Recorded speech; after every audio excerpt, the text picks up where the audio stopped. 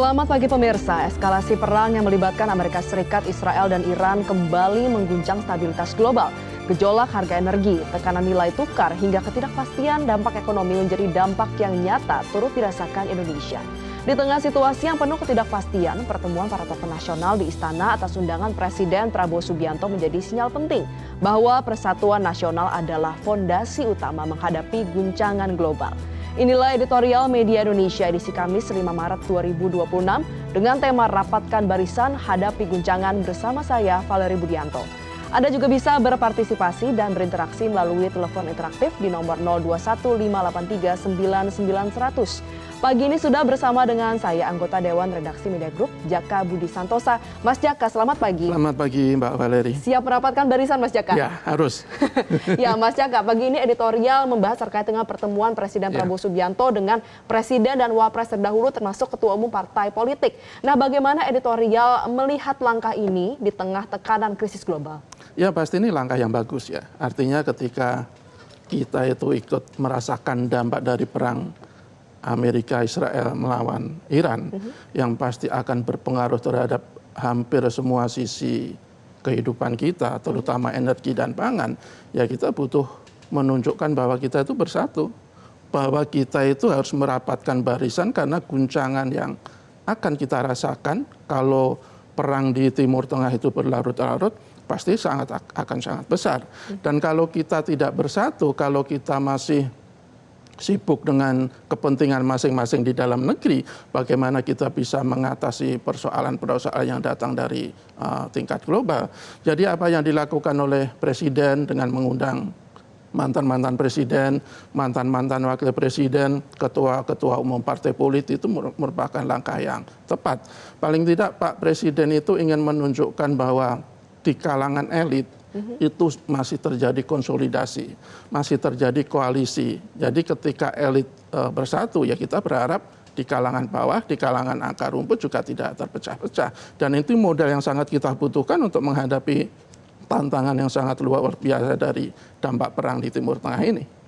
Tapi sebenarnya seberapa penting sih simbol merapatkan barisan ini bagi penguatan stabilitas politik nasional? Ya itu sangat penting, karena kalau tidak ada simbol itu ya mungkin di kalangan masyarakat akan bertanya-tanya. Jangan-jangan di antara elit itu masih beda-beda kepentingan, masih memperjuangkan kepentingan masing-masing. Kalau elitnya tidak rukun misalnya, ya bagaimana kita berharap rakyat di bawah juga bisa bersatu. Jadi ini simbol yang sangat perlu ditunjukkan, tetapi juga tidak hanya simbol yang diperlihatkan. Harus ada aksi nyata, harus ada tindakan yang konkret, sehingga ya masyarakat itu melihat bahwa elit-elit itu tidak hanya bertemu secara informal, tapi betul-betul menyatu secara visi dan semangat untuk mementingkan negara kita. Baik, artinya efektivitasnya akan kita bahas di segmen selanjutnya pemirsa.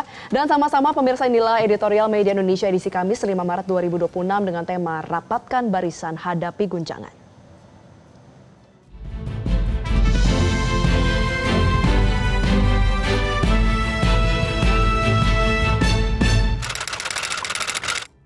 Rapatkan barisan hadapi guncangan.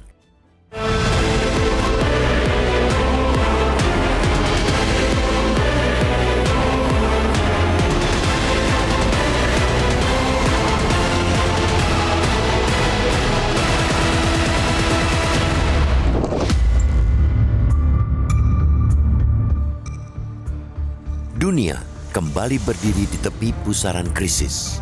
Ketidakpastian global menjelma menjadi badai yang sulit diprediksi arahnya.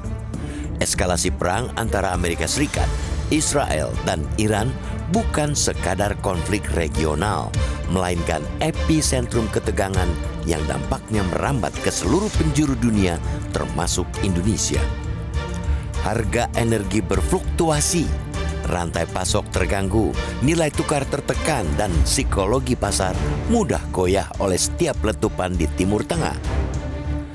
Dalam situasi seperti ini, bangsa yang besar tidak boleh terpecah oleh rivalitas domestik. Justru sebaliknya, ancaman eksternal harus menjadi perekat untuk memperkokoh solidaritas nasional.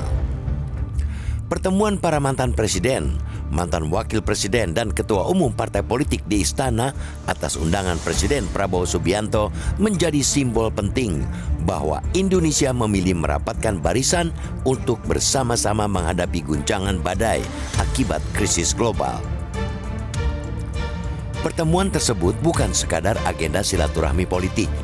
Ia adalah pesan strategis bahwa di atas segala perbedaan pandangan dan kepentingan elektoral ada kepentingan yang jauh lebih besar, yakni keselamatan dan ketahanan bangsa. Kehadiran para pemimpin lintas generasi, mulai dari Susilo Bambang Yudhoyono, Joko Widodo, Yusuf Kala, Budiono hingga Ma'ruf Amin mencerminkan bahwa ada kesadaran bersama untuk mengantisipasi dampak perang di Timur Tengah dalam sepekan terakhir. Dalam konteks geopolitik yang tidak menentu, komunikasi lintas generasi kepemimpinan menjadi sangat relevan.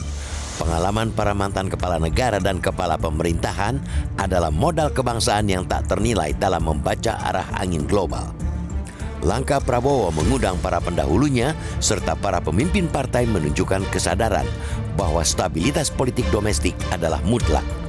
Itu merupakan fondasi utama menghadapi ancaman badai eksternal yang saat ini bahkan sudah mulai terasa impaknya. Di tengah tekanan lonjakan harga minyak, tekanan terhadap APBN, dan potensi perlambatan ekonomi global, Indonesia membutuhkan soliditas elit agar kebijakan strategis dapat diambil secara cepat dan minim resistensi politik. Perang yang berpotensi berlangsung cukup lama membawa konsekuensi serius. Ketegangan Amerika dan Israel versus Iran dapat memicu instabilitas kawasan, mengganggu jalur perdagangan internasional, serta memengaruhi stabilitas energi dunia. Indonesia sebagai negara dengan ekonomi terbuka tidak mungkin sepenuhnya kebal. Karena itu, persatuan nasional bukan pilihan retoris, melainkan kebutuhan praktis. Dunia usaha, tokoh agama, akademisi, hingga masyarakat sipil perlu bergerak dalam satu frekuensi, yakni menjaga stabilitas dan optimisme nasional. Pemerintah tidak bisa bekerja sendiri.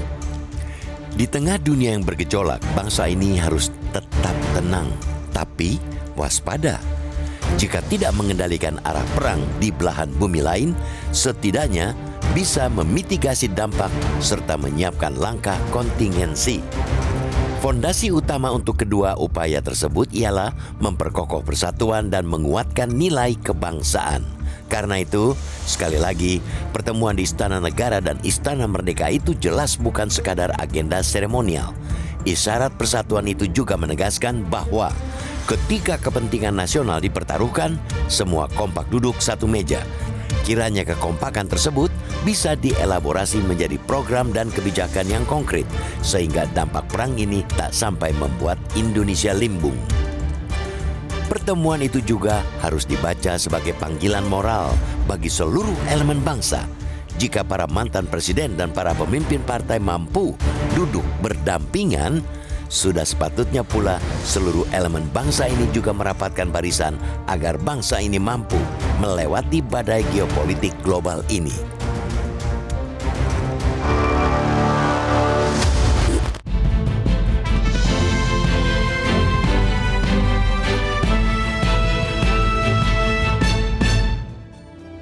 Usai jeda, Anda bisa turut menyatakan pendapat Anda pemirsa. Tetaplah bersama kami.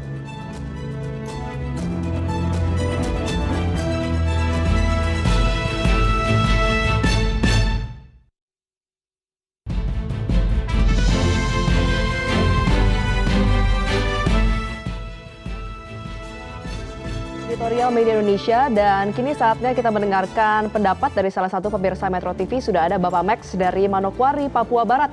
Pak Max, selamat pagi.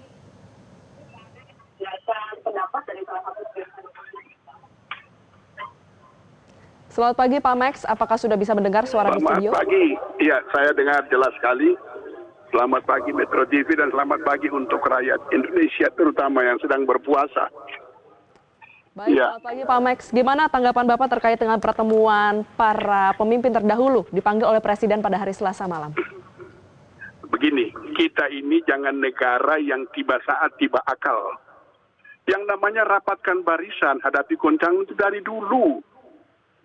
Kita tetap merapat, jangan ketika ada perang teluk, Iran Amerika atau Israel Amerika serang Iran, baru mulai undang kepala negara rapatkan barisan. Kondisi negara ini dari awal sudah goyang. Ya, rasa nasionalisme kita itu sudah mulai luntur. Jadi jangan sampai kita tiba saat tiba akal. Jadi kalau tidak ada perang teluk terus tidak rapatkan barisan. Dari dulu kita harus berpatokan kepada apa yang telah digalakan oleh Majapahit dengan Hayam Wuruk, kemudian Sriwijaya menyatukan Indonesia. Ya, saya sudah 66 tahun hidup di negara ini sejak lahir. Saya melihat itu kondisi wawasan kebangsaan kita mulai luntur. Ya, terutama pembinaan terhadap generasi muda. Program MBG saat ini juga membuat kita goncang. Itu bukan program unggulan, ya. Jadi kalau kita bicara atau merapatkan barisan, jangan, saya ulangi lagi, mohon maaf, pemerintahan ini jangan tiba saat tiba akal, tetapi harus terus melakukan koordinasi dari tingkat atas sampai ke akar rumput. Apa gunanya para pejabat tinggi berbicara di sana sementara di akar rumput ini situasinya goncang. Katakanlah seperti saya di Papua. Baik. Situasi politik di Papua kan tidak menentu. Tapi kita tetap berpatokan kepada kondisi yang ada untuk melaksanakan pembangunan di negara Indonesia ini. Sekalipun Baik. kita guncang. Terima kasih, selamat pagi.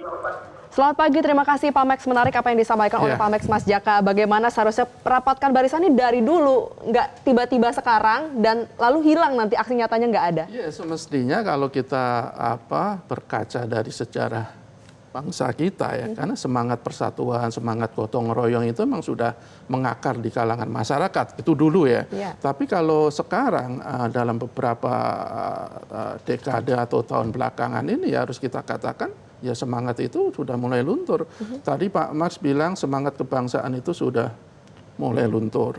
Dan ini menurut saya ketika negara kita menghadapi ancaman yang luar biasa dari dunia internasional termasuk perang di Timur Tengah, ya mau tidak mau ya semangat yang sudah mulai luntur itu harus kita bangkitkan. Bagaimana kita menghadapi dampak yang sangat mengerikan ini kalau kita terpecah belah. Bagaimana kita bisa mengatasi persoalan yang sangat pelik ini kalau stabilitas di negara kita tidak bisa kita jaga. Jadi meskipun betul tadi Pak Mak mengingatkan jangan ketika ada guncangan, ketika ada masalah besar baru kita merapatkan barisan. Idealnya memang merapatkan barisan itu setiap saat, setiap waktu.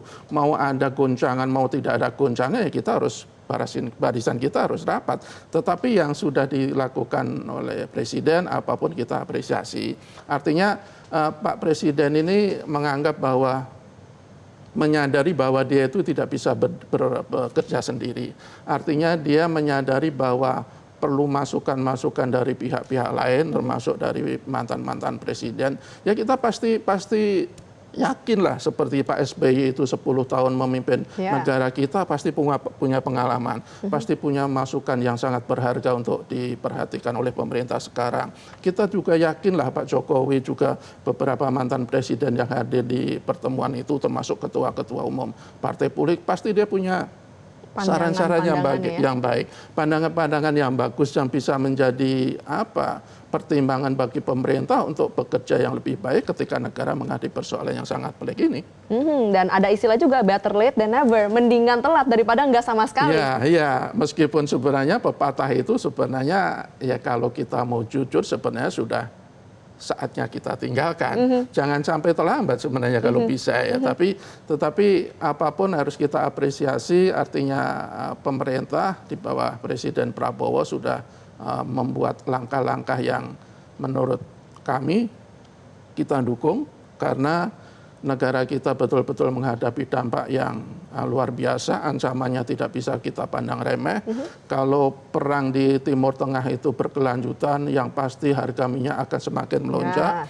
Ketika harga minyak terus naik, APBN kita akan tergerus, subsidi minyak kita kepada masyarakat akan semakin gila-gilaan, harga pangan negara kita juga akan naik, belum lagi nilai tukar rupiah akan tertekan, belum lagi tekanan fiskal, dan ujung-ujungnya yang akan merasakan itu rakyat. Rakyat lagi jadi korban. Ya, rakyat lagi yang akan jadi korban. Jadi kita berharap pertemuan ini tidak sekedar seremonial, sekali lagi, tidak sekedar basa-basi, tapi harus dibarengi dengan tindakan yang konkret, harus dibarengi dengan langkah-langkah antisipasi yang betul-betul mantap sehingga dampak dari perang di Timur Tengah itu bisa kita minimalisasi. Baik, kita akan bahas di bagian akhir, Mas Jaka, terkait dengan efektivitas dan juga bagaimana agar nasihat dari presiden-presiden terdahulu ini bisa diterapkan secara relevan bagi sekarang. Dan pemirsa, jangan kemana-mana, tetaplah bersama kami di Editorial Media Indonesia.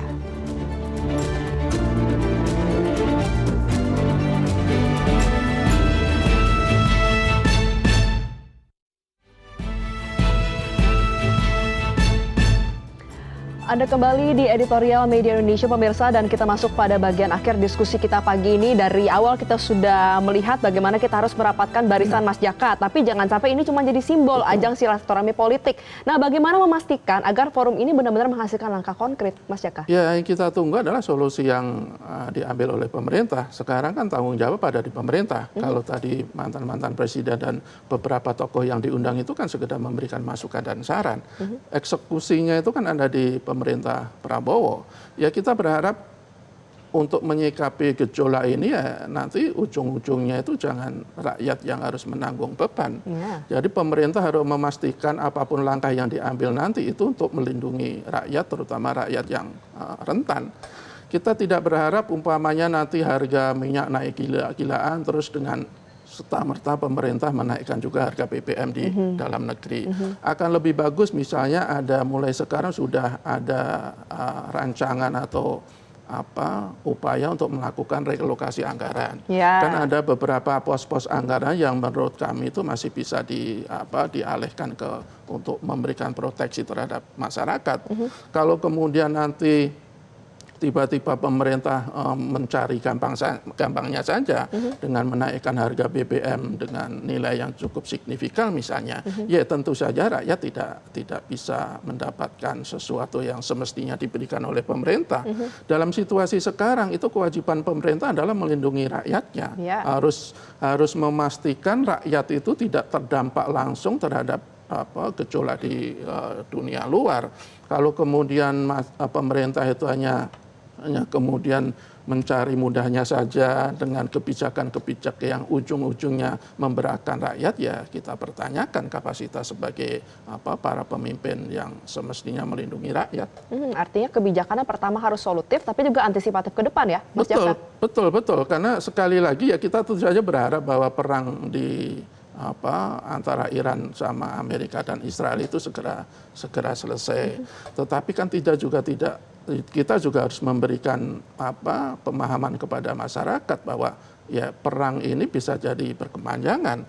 Kalau berkepanjangan dampaknya pun pasti akan lebih berat. Dan sebenarnya tidak cukup dengan mengundang para tokoh-tokoh, akan lebih bagus misalnya presiden itu secara terbuka berpidato, memberikan pemahaman kepada rakyat, mengajak rakyat untuk betul-betul menyikapi masalah ini dengan serius, dan dengan demikian rakyat merasa dilibatkan. Bahwa ketika pemimpinnya itu mengajak bicara langsung kepada rakyat, saya pikir rakyat juga akan mengerti apa sebenarnya persoalan yang sedang kita hadapi. Ketika rakyat mengerti apa persoalan yang dihadapi, saya pikir rakyat juga akan mengerti nanti kebijakan-kebijakan yang akan diambil oleh pemerintah yang semata-mata semestinya untuk melindungi rakyat. Kita harapkan ini bukan hanya simbol politik belaka saja, tapi benar-benar ada langkah konkretnya untuk melindungi rakyat Indonesia. Terima kasih Mas Jaka Budi Santoso atas pencerahannya. Pemirsa, dalam dunia yang tengah bergejolak, Indonesia tidak bisa mengendalikan arah konflik global. Namun, kita bisa menguatkan fondasi di dalam negeri. Persatuan elit, soliditas kebangsaan, dan kebijakan yang tepat akan menentukan sejauh mana bangsa ini mampu bertahan dari tekanan eksternal. Saat kepentingan nasional dipertaruhkan, merapatkan barisan bukan lagi pilihan, melainkan keharusan demi menjaga Indonesia tetap tegak di tengah badai geopolitik dunia. Saya, Valdari Budianto, mewakili seluruh kerabat kerja bertugas mengucapkan terima kasih, selamat pagi, dan sampai jumpa.